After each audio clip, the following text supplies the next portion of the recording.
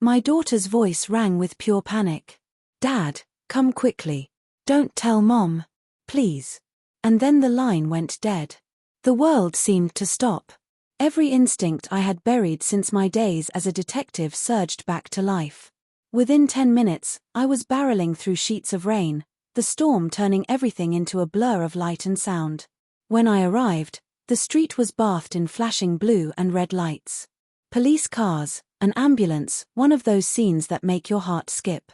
Her husband was on the porch, blocking the door. "You can't go in," he said. "Step aside." He didn't move. So I did what I always used to do before I retired. I went through him. The door opened, and the air hit me, metallic, heavy. And then I saw the shape under the white sheet. My knees buckled. It was my daughter.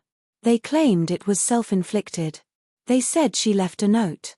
I listened, nodded, but I knew the truth. She wouldn't do that. Not her. Not the same girl who used to call after every fight with her husband, whispering, "I'll be fine, Dad. Don't worry." I'd seen her hide bruises before. Once she said she fell down the stairs. Another time, the dog scratched her. The excuses shifted, but the pain never disappeared. Her husband cried, too loudly, too deliberately. His tears felt like a performance for the cops, not for her. As I passed him, I caught a brief smirk beneath his grief. Half a second, but long enough. I knelt by her covered body and made a silent vow. I would uncover what she was too afraid to say. Grief teaches quietly. It forces you to listen. I began piecing together her silence, her journals, texts, emails. Every word she wrote felt like a breadcrumb leading into darkness. Mark, her husband, didn't know I still had her old laptop. Hidden under fake invoices, I found an encrypted folder. I opened it. Inside were videos, evidence she had been recording him, the fights, the threats. One clip froze me. Mark, drunk, towering over her, shouting about what would happen if she ever spoke. Then he struck her. She fell. The video cut off. I didn't go to the police. I'd seen how domestic cases vanish under sympathetic paperwork. Instead, I got to work. I traced his calls. The night before her death, he'd spoken with someone from a burner phone, 8 calls in 1 hour, then silence.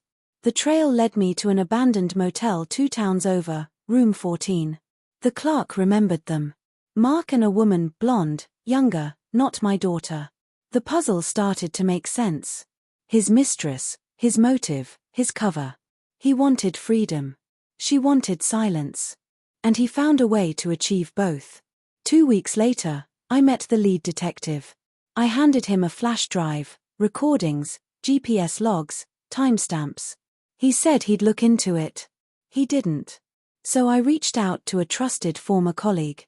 Within days, I had the proof I needed, toxicology reports, the supposed suicide note. Her handwriting? Not hers.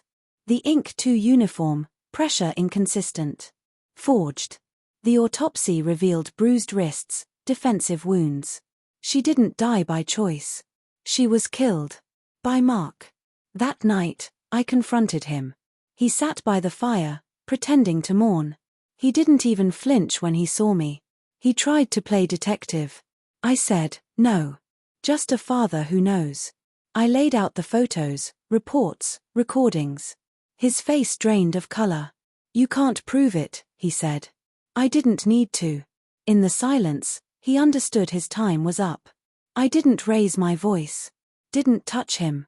I left an envelope on the table, everything inside. I told him I'd sent copies to the DA's office. And one to his girlfriend. She deserved to know the truth. He lunged, but I stepped back. His rage was empty, hollow, a predator caught in its own trap. "I didn't mean to tell her," he muttered, nodding toward a photo of my daughter. "She's the only one who would believe you." Then I walked away, leaving him trembling amidst the wreckage of his lies. The next morning, the news broke. He had turned himself in. Guilt, panic, fear, justice wore his face at last. Did it feel good? No. Justice doesn't comfort. It clears. It empties. I still visit her grave every Sunday. I bring her coffee, like we used to share. I talk to her about small things, weather, traffic, silence. Sometimes I imagine she's listening. Other times, I think she already knows. I don't hate Mark anymore. Hatred is too human for him. I only remember the look on his face when he realized I had already won. And every time I walk away from her grave, I whisper the same words, "You're free now." Thanks for watching.